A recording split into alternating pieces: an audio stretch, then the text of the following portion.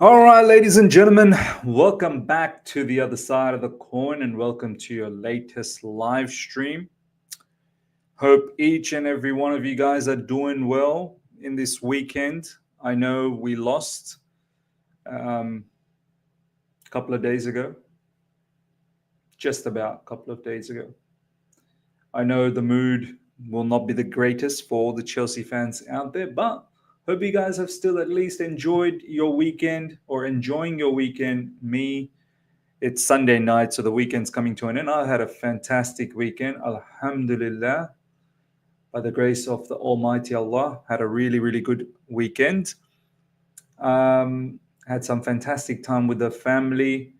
Um, and yeah, look, of course, Chelsea losing doesn't help. You know, it brings your mood down, but you can't let it do that. You can't let it do that. Let sports be where sports is, and we as human beings got to still enjoy the everyday life. So hopefully each and every one of you guys are enjoying your weekend. Big up to Daniel. Enough is enough of the ownership and sporting directors have been 3 years. Change must happen at this club. I'm getting tired, sick, and fed up with PR and nonsense news. Of course, Ryan, wa alaikum assalam, brother. Big up to you, DLM Perplex. Big up, brother Miz. Big up to you as well. Bill, big up to you. The Blue Oyster Cult, Mr. Reaper. See you guys at the Bovril Gate for a meaty protest, bruv. Yeah, look, this is what we're going to talk about. This is what we're going to talk about. Titi, Miz, watch us win against Villa, and all of a sudden nobody will care to show up to that protest. That would be, honestly, do you know what? That's such a good point. In fact, I'm going to bring that up on the screen. That's such a good point. If that's how Chelsea fans react, we don't deserve anything. We don't deserve a single good thing at this football club ever again. If genuinely people just take that win, if we do end up winning against Aston Villa, which I think is the expected L concept is going to be back. All right. I'm fully expecting that we're going to lose against Aston Villa because what makes us like what evidence have we shown recently to say that yeah, I can see a win happening besides the fact it's just hope and asking for something out of ordinary, extraordinary to happen. But if logic tells us anything, we're probably expected to lose away from home again. But this is a good point. If we do somehow end up winning, which I hope we do, I don't want people to change their thought process and not show up for the protest, anymore. Because just the fact that you have a win, that's not going to take all the issues away. A win is not going to change anything. A loss is not really going to do any more damage. The damage is done. The damage, ladies and gentlemen, is and has been done. We don't need more losses. We don't need another win. We know what the model of this football club is, and it's not going to change whether you win or you lose or you draw. So people need to understand it's not about the results anymore. Forget about the results.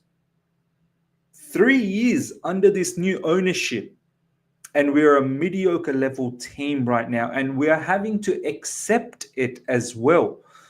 Our owners, our sporting directors are sending messages via the manager in the press conference, via the journalists on a regular basis, providing nonsense PR. They are brainwashing us and wanting us to accept this mediocrity. So it doesn't matter whether we win, whether we lose, whether we draw. The protest must go on. And we're going to talk about that in depth very, very soon. But yes, if our fan base is so weak, is so fickle, that just with one win and you're not going to show for the protest, then we don't deserve anything. We then deserve to keep going, plummet all the way down. We do. Yeah. I think we'll lose too, but the point is our fans will flip-flop so quickly. I'm sure you know what? You could have a point here. But this is where we as a fan base, we need to show what character are we? Are we actually even worthy enough to be taken seriously? If we flip-flop so quickly like that, then we're not worthy. Then Don't worry about owners trying to believe us. Our fan base don't believe each other. So yeah, forget about it. Forget about it. Malik, big up to you. I don't watch Chelsea, instead prefer to watch other matches. Manishankar, big up to you. At this point, I fear playing against even Southampton.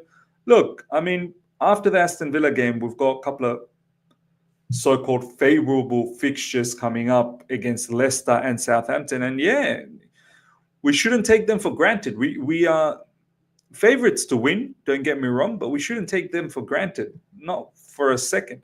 Wa alaikum assalam, Mr. Fenny. Big up to you. Ashley's Blues football. Miz, there's going to be no change. Remember, I'm the number one disaster hater and he's out of our club, but he will be back in the summer. That's how they run our football club. We need protest. Yeah. We're going to talk about all of that in details. The Blue Oyster cult, Mr. Reaper. The players are not giving their all since we had a good run. Cole is just going through the motions. Look, let's talk a little bit about this. As I said, we're going to get to the protest very, very soon. Big up to each and every one of you guys that has joined in after 6.5 minutes. We've got nearly 120 of you guys alive.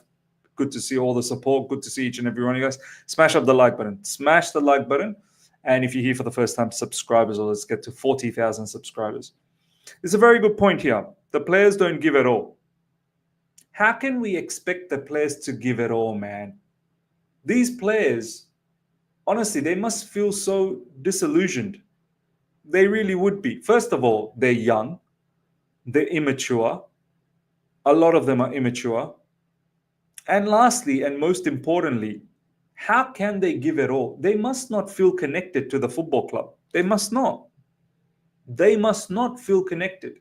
All the chopping and changing, all the different managers all the time, new colleagues coming in every other window. You need to have some form of stability. You need to have a very, very solid squad building planning. When all of this is up in the air and your manager is always talking down on you in the press conference, the manager literally every press conference is going there and saying, we're not good enough.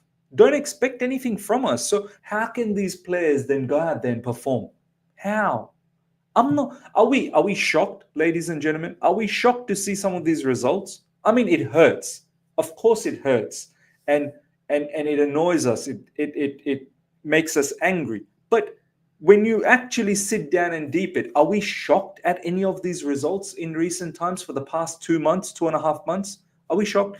December, January, and now almost halfway through February. So 2.5 months of poor form. Are we shocked? We're not shocked. Players that are not part of the long-term plan, they wanted to leave. They've left on loans in the January window. And as I said, the constant chopping and changing of players and managers, it wouldn't help. This is probably one of the biggest reasons why these players just don't feel connected. We don't feel connected. How many of us feel connected to the players? Very few, if any. So how can we expect these players to do anything? Everything needs to fall into place. There's a reason, look, there's a reason why Liverpool, Man City, they do well. There's a reason behind all of this. It's not just simply doing well in the training ground.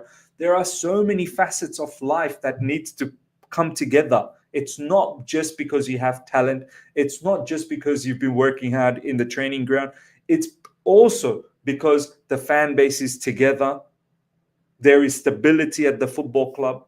There is a standard at the football club. There's maturity at a football club.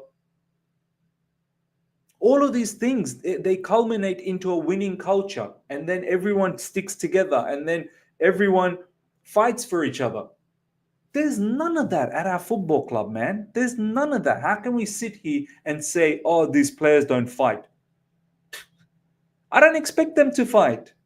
I just don't expect them to fight.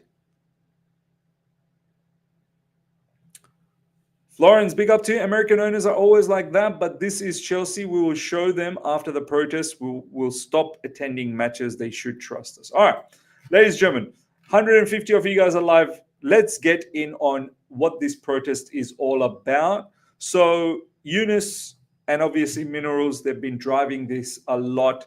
And Eunice shared this news with us post the Brighton loss, the second Brighton loss. He shared a post that, the away fans that were present in the Brighton game, they had enough. And we saw it live. That they've left early. Some of them left around, as soon as the third goal went in, they all started to walk out. And a lot of them didn't stick around till the end of the match. And rightly so. We got battered. If anything, Brighton should have beaten us 6-0.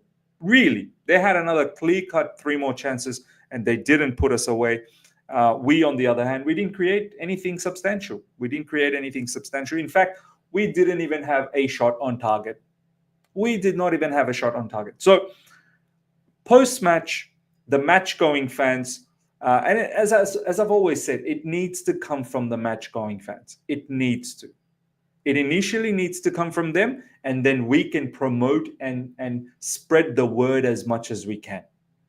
That's our duty as a fan, as someone who's got a bit of a platform. That's our duty. So Eunice shared the link to the post of people that are trying to create a protest at home against Southampton, that match at Stamford Bridge. And now the ball is in motion. Now it's on all of us to spread this news and do something for this football club. So the people that are planning to go to the match against Southampton at home at Stamford Bridge, here's the news, ladies and gentlemen. Let me bring that up. So if you guys are not following this particular account, follow. I will also follow very, very soon. The sad part is, I think a long time ago, this account blocked me. So, it's very difficult for me to do anything because I'm actually blocked by this particular account. But at least I can promote all of these things on YouTube and spread the news. I wish I was able to do it on social media as well, but that's not the case. As you can see, Alex Goldberg, he's also retweeted as well, and many more have retweeted since then. As you can see, 1.2k retweets, 2.6k likes. Can I even like? I can't like it because the account has blocked me. Let me see if I can even follow. Yeah, I can follow. There you go. I can follow. So it goes something like this. Okay, I've got about 7 followers, not a single big account will call a protest despite me promoting them to all week. So I'll call it Help Me Spread Far and Wide, Tuesday 25th versus Southampton, 6 p.m. outside the Bovril gate. There you go, ladies and gentlemen. It's picking up steam, as you can see. Let's help this as much as we can. For all the people that are attending the match, please be there in large numbers if you can. Tuesday 25th versus Southampton, 6 p.m. outside the Bovril gate. There you go. And a lot of us are trying to promote this as much as we can. And it's on you guys as well on social media. Wherever you get the chance, go out there and retweet and like to every single one. We got nearly 200 people live right now. And I know thousands more will watch it later on. It's our duty. If you want the club to make a stance, this is your opportunity right now, ladies and gentlemen. Go out there, go to this post on Fullington Fulbright and like and retweet as much as you can. Leave a comment. Spread this news everywhere as much as you can. Very, very important. This is it, ladies and gentlemen. This is it. Sanjay saying, are you joining the protest, Miz? Sanjay, for me to join the protest, I've got to leave my family. I've got to get, leave from work. I live in Sydney, Australia. I need to book tickets. I need to do a whole heap of things, which is not so plausible at the moment. I can't just simply leave everything, drop my life, and go to the protest. I wish I could. I wish there was a way that I can do that, but I can't literally leave my whole family, my kids, my work, my mom and dad, everyone, without a little bit of time and to prepare. This isn't just a trip to my next door neighbor or just down the road. This is a trip from Sydney to London, there's a lot of things that need to fall into place. I myself can't go. If there's ever a chance down the track, then we will see. We'll see. But as I said, what I can do as a fan from an international standpoint is spread this news as much as I can, promote this as much as I can. At least I can send this message out to thousands more. And for the people that are going to go to the protest, I hope there is a large number, and we'll be behind all of them. We'll be behind all of them. Ashraf, big up to you. Aston Villa result will tell us how many fans will go to the protest. There you go. Look, as I said, if that is the case, if it's all reliant on Aston Villa game, then don't worry about it. I'll tell you right now. If fans are so weak in their mindset, if fans are so mentally weak, if you literally have to wait for Aston Villa game to see what happens there to decide whether you're going to do the protest or not, then don't go at all. You need to have a mindset of going to the protest if you are going to the match, that regardless of what happens, win, lose or draw, you're going to go to that protest. Because if that's not the case, if it only hinges on a loss or a draw, forget it. Then you don't understand it. And now a lot of people be like, what are we trying to achieve from this protest? Look, we have seen it clearly from this ownership, ladies and gentlemen, that they're not here to do what you want them to do. Okay? These owners, their model on how to run this football club is clear as daylight. They've made it very clear. If you haven't seen my collaboration with Yunus, part 1 and part 2, you need to see it. Literally go into my videos. You'll see part 1 and part 2 collaboration with myself and Yunus. We outline all the reasons why this ownership needs to go, because their model is detrimental to this football club. Okay? They're here to cut costs like we have been, reducing wage budget like we have been, which is okay, focusing on young set of players, not necessarily players that have experience. Now, you can have experience and still be young, but they're not focused on that type of players all the time because they cost a bit more money. And they're here to develop players. They've got a manager that is also develop. Everything is all about development. Manager is inexperienced, players are inexperienced, sporting directors are inexperienced, and they want all of these things to develop. And meanwhile, 3 seasons under the same ownership, our results have been mediocre. So this is the plan. This is not going to change. There's not going to be a new stadium. They're going to try and make sure that they mitigate as much as risk as possible and maximize as much as profit as possible. Why? Because Chelsea Football Club is run by organizations. It's not run by an individual, and it's not run by a family. You may think, oh, no, Miss, what are you talking about? It's run by Iqbali and Boehly. No, Iqbali and Boehly are employees of this company. Iqbali and Boehly are employees of Chelsea Football Club, or employees of Blueco. Blueco is run by Clearlake Capital, who holds majority of the shareholdings. There are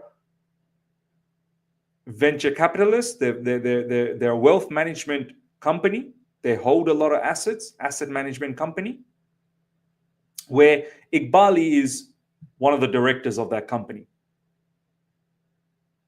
Boehly is one of the directors of Elridge. All of these people are run by companies. They're employees. We're not run by individuals. So what do these organizations want? They want return on investments. They could care less. This is why it doesn't matter for these owners whether Chelsea win, lose or draw. It doesn't matter. as long as the returns are there. As long as the returns are there. At the end of the day, the returns have got to be there. And they're not going to make any more investments in the future, which is going to still have some level of uncertainty whether success is going to happen or not. Now, a lot of you guys might say, oh, but they invested on Enzo Fernandez, they invested on Caicedo, large sums of money. That kind of stuff won't happen again. I'm telling you right now, that kind of stuff won't happen again, because back then, that cost was able to be amortized. From an accounting perspective, 110 million, 110 million or 115 million, whatever the case is, right, for Enzo Fernandez and Caicedo, that cost from an accounting point can be spread over 10 years or 9 years or whatever the case is, right? That has been taken away. It's back to the standard 5 years. So they're not going to be able to do that level of purchases on a player ever again. And they're not going to pay huge level of wages on anyone, not even as an exception. All of these things hamper how you build a team, how competitive you can be. It all hampers it. So they're not going to change this model. This model will stay forever as long as they can be here. I know a lot of people will also say, but Miz, you're missing the point that they can't leave. They're here for 10 years. They've done 3 years. They're here for another 7 years. No, believe me, no. If you lot think these multi-billionaires have locked themselves in for 7 years, look, they're the loophole masters. They're the loophole masters. Something that's been written down contractually, what? First of all, where is the evidence? Has anyone ever seen the evidence of it? Just because the journalists have said it? Journalists say a lot of things that are not true. We've seen it. And you can literally backtrack and work out how there could be a loophole. Chelsea Football Club may not be able to be sold for 10 years, but Blueco owns Chelsea Football Club, and Blueco can be sold. Chelsea is under the banner of Blueco.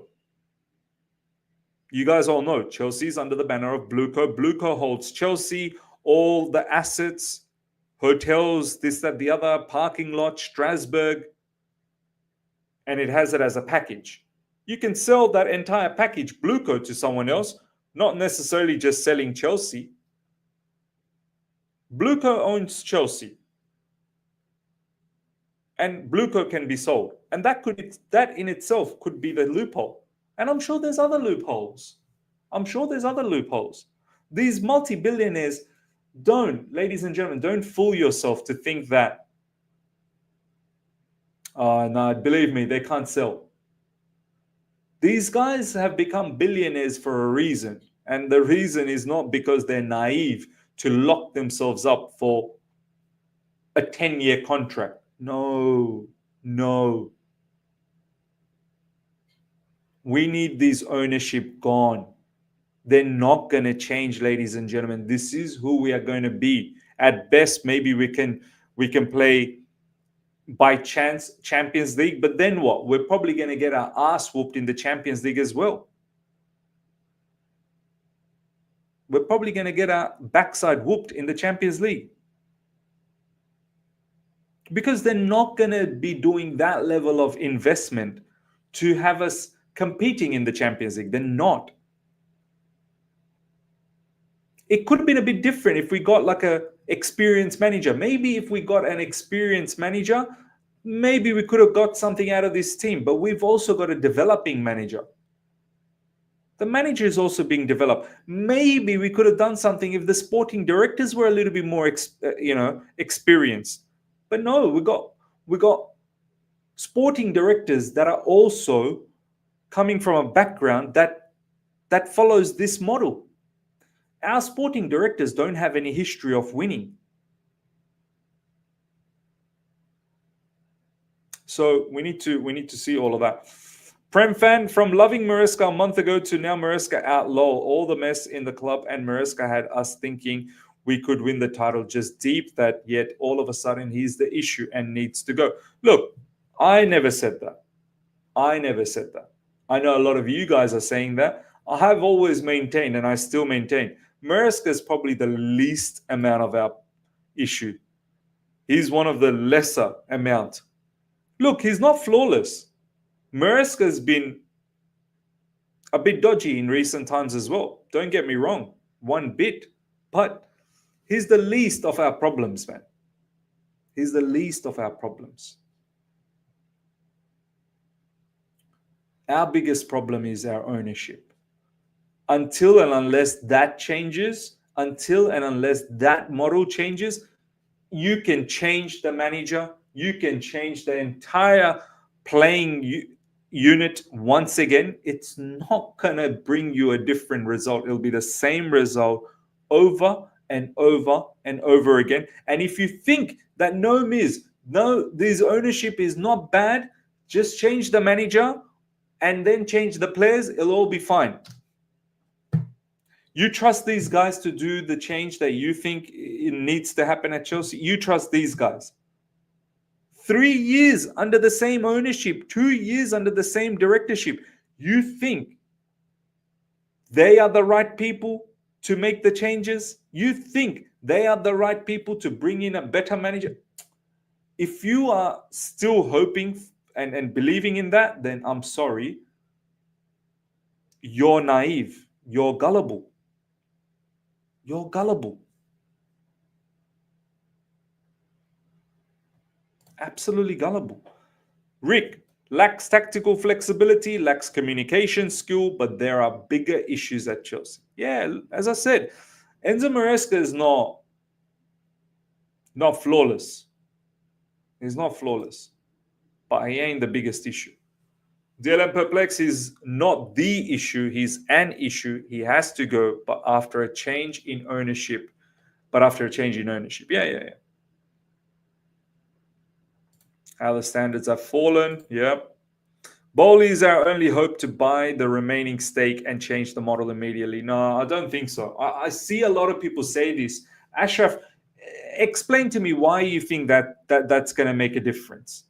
Boehly, are we forgetting? This guy's the nonsense he's doing with Vivid Seats. We're really going to trust Boehly? This guy's literally trying to screw Chelsea fans with extortionate pricing. We're going to trust Boehly. We're going to trust Boehly, the guy who just before our match against Real Madrid in the Champions League going around saying, yeah, we're going to beat them 3-0. We're going to trust this guy. Look, he might have his intentions for bringing in quality and whatnot, but he's another crazy one as well. Let's not sit here and try and pretend, oh no, Boehly's the right one. None of these guys are right. I'm telling you right now, Ashraf, don't fall into this scenario where some Chelsea fans are trying to drive that, give it to Boehly and he'll change everything around. Sorry, he ain't. It's probably it might even be worse. Because what are you suggesting getting Clearlake out gonna take months? It's a $6 billion deal to sell the whole 100% Blue Copa. Sure, months, take it. We're not going to change this season around. Start now. Put it up for sale. Have a new ownership up and ready for next season. We have months. And look, things can happen very, very quickly. If things need to move, it can happen very quickly. But the ball needs to keep on moving. The ball needs to move right now. We're in February, March, April, May, June, 4 months, July, 5 months. 5 months until the next season starts. There's ample time. But the ball needs to be rolling right now. There's ample time. we can't be sitting here and finding excuses that no, it's not going to happen. If that's what we want to do, then forget it. Well, then accept it. This is what the ownership wants. The ownership wants the fan base to feel that it's a lost cause. The ownership wants the fan base to feel that it's a daunting task. That's what they want. If we are already in a defeatist mindset, then forget anything. Accept everything that comes your way. Accept it. Don't be upset when the results go south. Don't be upset on the next 19-year-old that we end up buying. Don't be upset on the next mentality porn star that we end up getting. Don't be upset on any of these things. If you already feel that, no, this is too much, man. It's too much. We can't, man. It's too much hard work. It's a lot of money. This can't happen. Then just accept it. I don't want to hear it. I don't want to hear it. Rain, big up to you, Ms. Some match-going fans are not still blaming owners. We international fans have more standards this club than them. And this is why we need to spread the news. This is why we need to spread the news.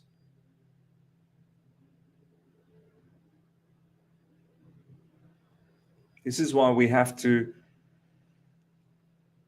get as much as coverage and promote the protest and promote why we need to do the protest. I think look, before we can even think about the protest, it's very important to educate ourselves as to why the protest is needed. Once each and every one of us figure out the why is the protest needed and understand from the heart, then only we can move on. If no one feels it from the heart or understands it from the head, then don't worry about the protest. This is too much. This is beyond you now. This is beyond you. If you don't understand why we need these owners gone, if you fully don't have comprehend it, then forget it. It's beyond.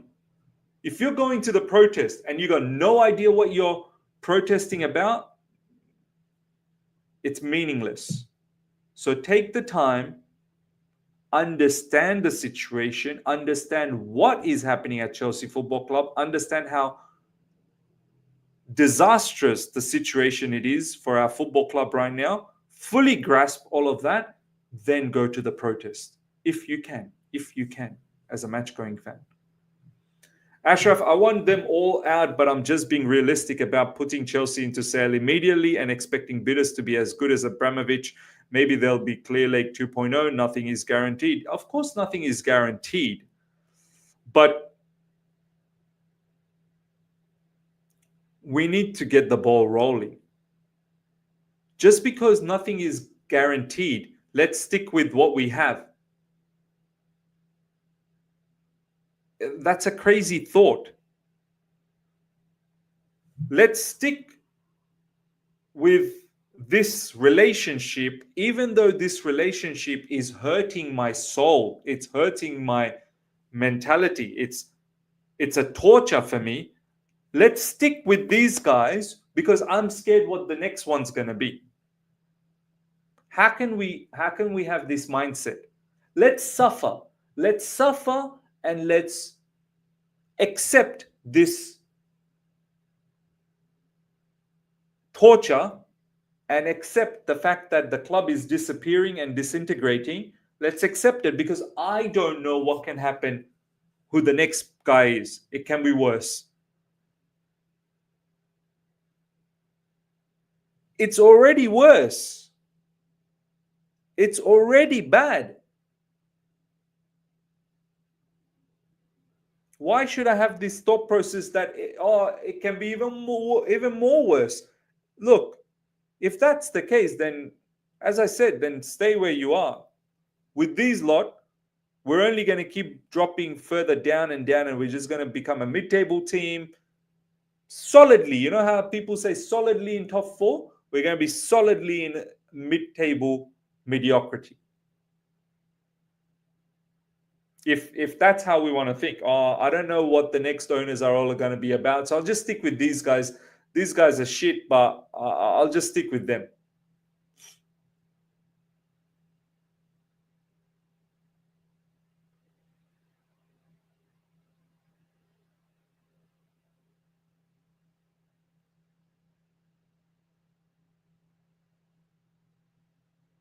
So we can't think that way. We can't think that way.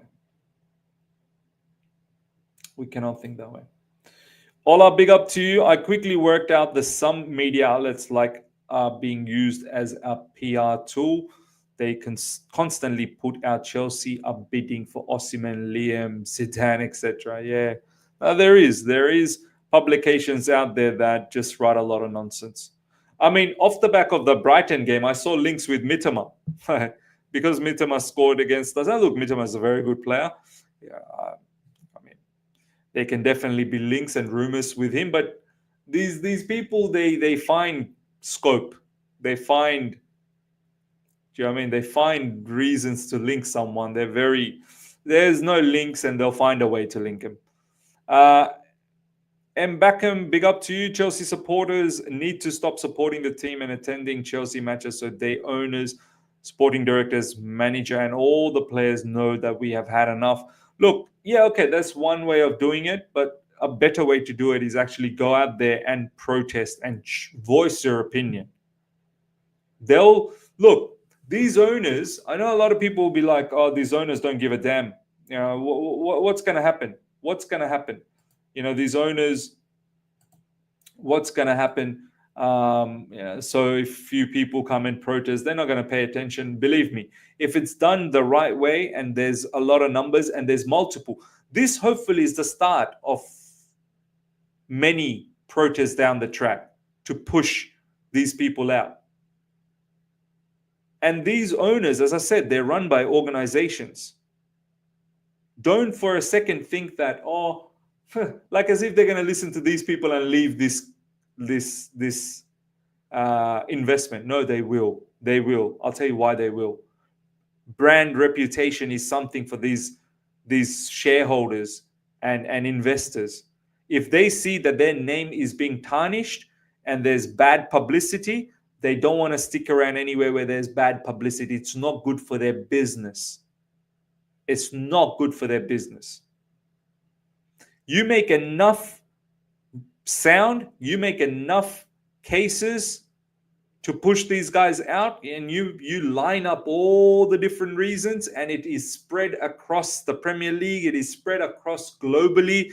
There's articles, there's news feeds, there's people in YouTube that are promote. Like if there's enough noise and there's enough coverage on how poor they've been, they'll be out because they don't want to ruin their reputation. You have to understand, these owners, Chelsea is a very small component of their shareholdings. They're multi-billion dollar investment companies. Chelsea is like less than 5% of their portfolio. They're not going to sit around having their brand name tarnished, having their name tarnished because of a 5%, less than 5% investment. They're not. They're just going to throw that in. They'll be like, do you know what? This is too much stress. This is too much stress. This is too much bad publicity. We're out of here. We don't need this. We'd rather go somewhere else, less risky, less volatile, and we'll go and we'll continue from there. They have no reason to stick around. It don't mean nothing to them. Chelsea, as I said, is a minute impact on their investment. The hardship, the bad publicity is not worth it. It's just not worth it.